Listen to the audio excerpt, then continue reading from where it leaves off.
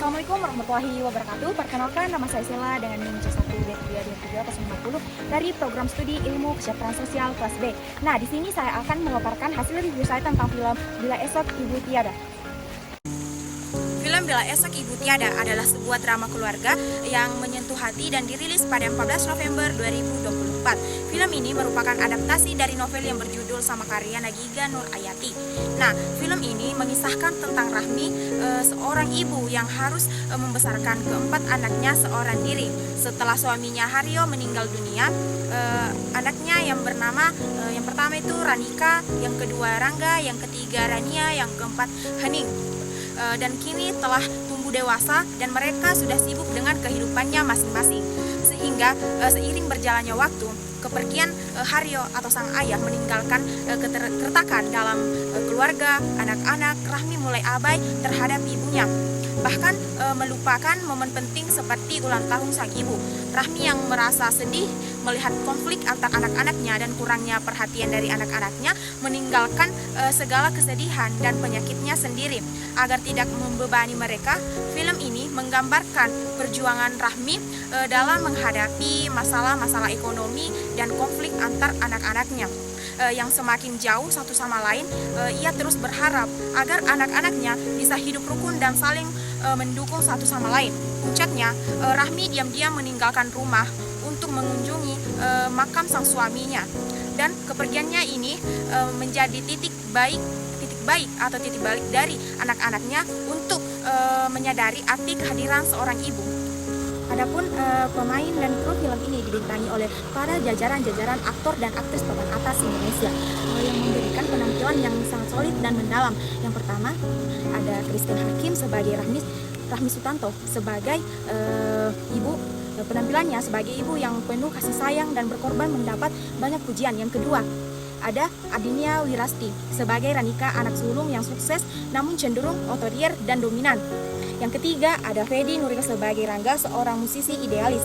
Yang keempat ada Amanda Manopo sebagai Rania, seorang aktris televisi. Yang kelima ada Yasmin Neper sebagai Hening, anak bungsu dengan jiwa seni yang sangat tinggi. Slamet Raharjo sebagai Haryo Sutanto atau ayah muncul awal cerita sebagai sosok pendekat keluarga. Aktor pendukung lainnya termasuk Baim Wong sebagai Kevin, ada Immanuel Sarvito sebagai Dito, Hana Saraswati sebagai Thea, dan Nuno sebagai Tante Esti. Di balik layar film ini dianggap digarap oleh sutradara Rudi Soedjarjo, dikenal dengan karya-karyanya yang menyentuh seperti Ada Apa Dengan Cinta 2002 dan Sayap-Sayap Patah 2022. Rudi Soedjarwo berhasil membawa nuansa emosional film ini dengan sangat baik, mampu mengarahkan adegan-adegan emosional tanpa terasa berlebihan, termasuk penggunaan single take yang memukau dalam adegan ulang tahun ibu. Dan penulis skenario ini Rudi Soedjarjo, Oka Aurora, dan Adinia Wirasti, adaptasi dan novel Nagiga Nurayati. Produser film tersebut Agung Saputra dan Nuno Datau. Rumah produksi Leo Picture bekerja sama dengan Legacy Picture dan 789 Production. Tema dan pesan Bila Esok Ibu Tiada mengangkat tema sentral tentang pentingnya keluarga, pengorbanan seorang ibu dan penyesalan akibat kelalaian. Dan film ini dengan kuat menyoroti beberapa seringnya kasih sayang seorang ibu terabaikan dalam kesibukan sehari-hari anak-anaknya. Melalui konflik dan dinamika yang terjadi, penonton diajak untuk merenungkan kembali betapa besar peran seorang ibu dan untuk menghargai waktu bersama orang-orang tercinta sebelum terlambat. Seperti pesan di film ini sangat relevan dengan realitas kehidupan banyak keluarga, mengaitkan atau menganggap kita untuk menunggu kehilangan baru menyadari arti dari kehadiran seorang ibu. Film ini berhasil menyentuh emosi penonton dan menguras air mata, namun tetap menjaga kelayak dalam bercerita. Adapun kelebihan dari film ini, yang pertama acting solid. Penampilan para pemeran utama terutama Christine Hakim, Fedi Nuril, Adinda Wirasti, Amanda Manopo, dan Yasmin Neper sangat memukau dan sangat menjiwai peran masing-masing, membuat dinamika keluarga terasa nyata dan dekat. Yang kedua ada sutradara yang kuat. Rudi Soedjarwo berhasil membawa penonton merasakan momen mengharukan dengan cermat dengan tempo plot yang perlahan namun efektif dalam membangun emosi. Yang adapun pesan mendalam, film ini memberikan perenungan yang kuat tentang arti kehilangan ibu dan pentingnya menghargai orang tua selagi ada. Adaptasi yang berhasil, film ini berhasil membawa esensi novel ke layar lebar dengan baik, menyajikan kisah yang relevan dan mengharukan. Adapun kekurangan dari film ini yaitu beberapa ulasan menyebutkan adanya sedikit kekurangan dalam eksekusi teknis dan pemilihan pemeran pendukung tertentu. Meskipun hal ini tidak mengurangi pengalaman emosional yang berharga secara keseluruhan. Bila Esok Ibu Tiada diharapkan menjadi salah satu film yang berkesan terutama dalam konteks perayaan Hari Ibu atau sebagai pengingat akan pentingnya ikatan keluarga.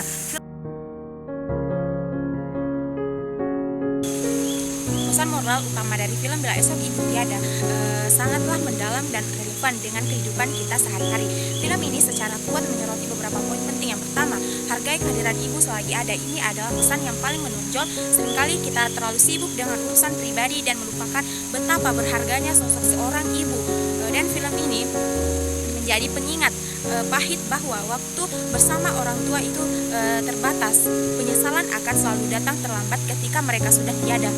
Yang kedua, pentingnya komunikasi dan perhatian dalam keluarga. Film ini menunjukkan bagaimana kurangnya komunikasi dan perhatian antar anggota keluarga, terutama terhadap ibu, bisa menyebabkan kerengganan rahmi. Sang ibu mendalam banyak kesedihan dan penyakitnya sendiri karena tidak ingin membebani anak-anaknya yang kini sibuk.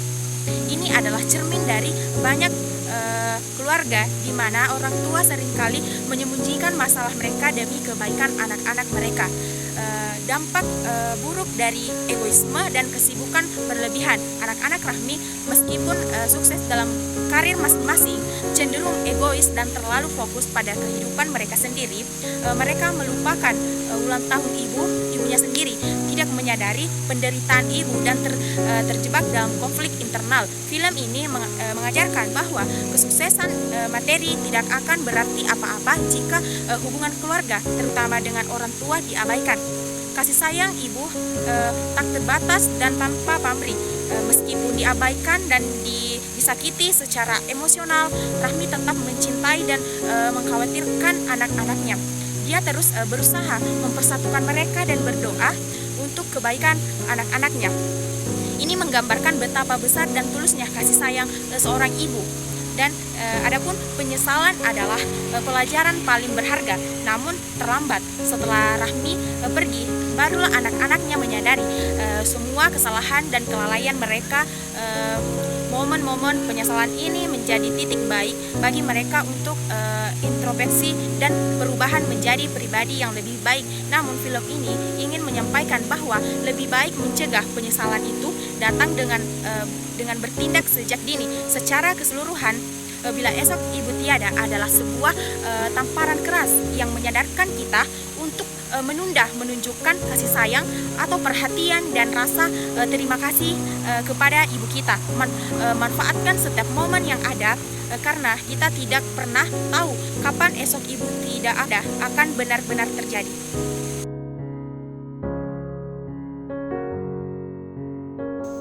Seorang pekerja sosial atau Peksos akan melihat isu-isu yang tergambar dalam film Bila Esok Ibu Tiada dari berbagai perspektif, fokus pada intervensi dan pemberdayaan keluarga. Peran Peksos sangat krusial dalam membantu keluarga seperti Rahmi dan anak-anaknya menghadapi krisis dan membangun kembali hubungan dan mencapai kesejahteraan. Dan bagaimana Peksos akan menganalisis dan berperan dalam isu-isu tersebut. Yang pertama, penilaian kebutuhan asesmen.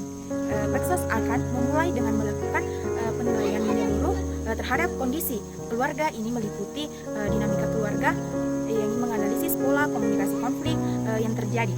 Peran masing-masing anggota keluarga, misalnya Ranika sebagai pengganti sosok ayah, dan bagaimana kehilangan Haryo mempengaruhi struktur keluarga.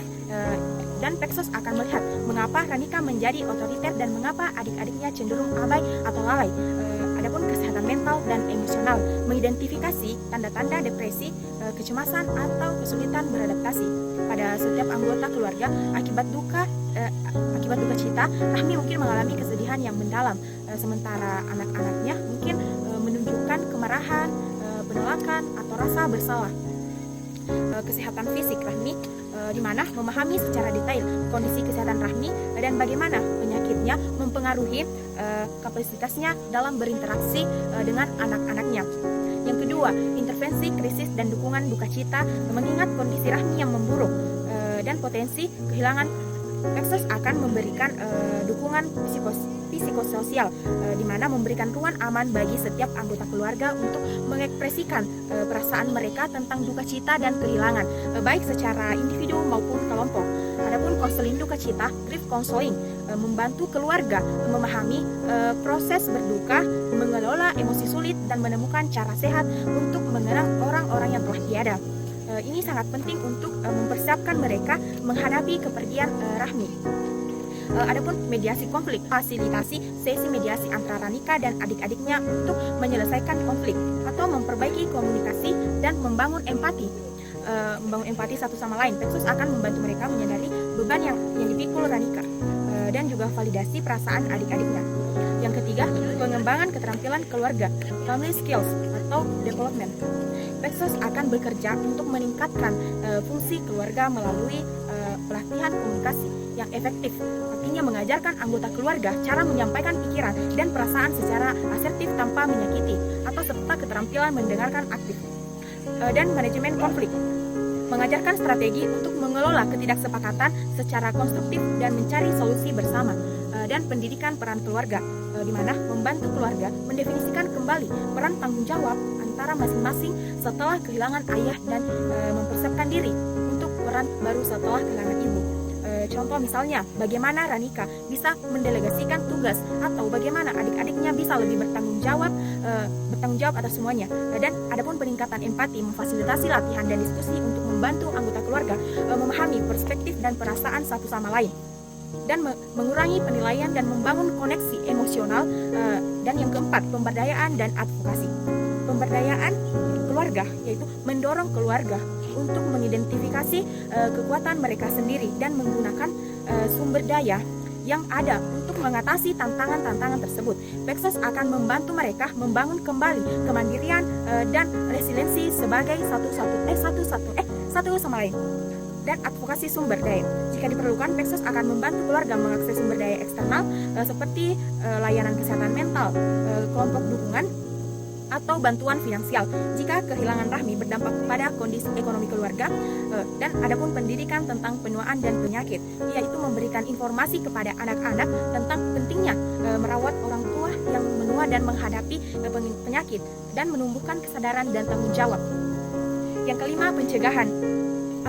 Penyesalan Pexos akan secara praktik menekankan pentingnya hargai selagi ada. Dalam setiap sesi, mereka akan mendorong anggota keluarga untuk menyatakan apresiasi dan cinta, memfasilitasi momen bagi anggota keluarga untuk mengungkapkan rasa terima kasih dan sayang kepada Rahmi sebelum terlambat, dan menciptakan kenangan positif, mendorong kegiatan keluarga yang dapat menciptakan kenangan indah bersama Rahmi, dan menyelesaikan konflik yang tertunda, seperti membantu mereka berdamai dengan Rahmi dan satu sama lain untuk mengurangi potensi penyesalan di masa depan. Dengan pendekatan holistik ini, Pexos bertujuan untuk tidak hanya mengatasi krisis yang ada, tetapi juga membangun fondasi yang lebih kuat bagi keluarga Rahmi, sehingga mereka dapat menghadapi tantangan di masa depan dengan lebih resilient dan harmonis, sekaligus meminimalisir penyesalan atas hal-hal yang belum sempat mereka lakukan. Jika seorang pekerja sosial atau Pexos berada di situasi yang digambarkan dalam film Bila Esok Ibu Tiada, peran mereka akan sangat vital dan multifaset. Fokus utamanya adalah mendukung keluarga Rahmi melalui krisis atau membantu mereka memproses duka, memperbaiki dinamika internal, dan mencegah penyesalan di kemudian hari. Berikut adalah langkah-langkah dan peran Pexos dalam situasi tersebut. Yang pertama ada asesmen menyeluruh, yaitu comprehensive assessment. Pexos akan memulai dengan melakukan penilaian mendalam terhadap seluruh anggota keluarga dan situasi yang mereka hadapi. Adapun identifikasi dinamika keluarga, yaitu memahami pola komunikasi, hierarki, dan konflik yang terjadi.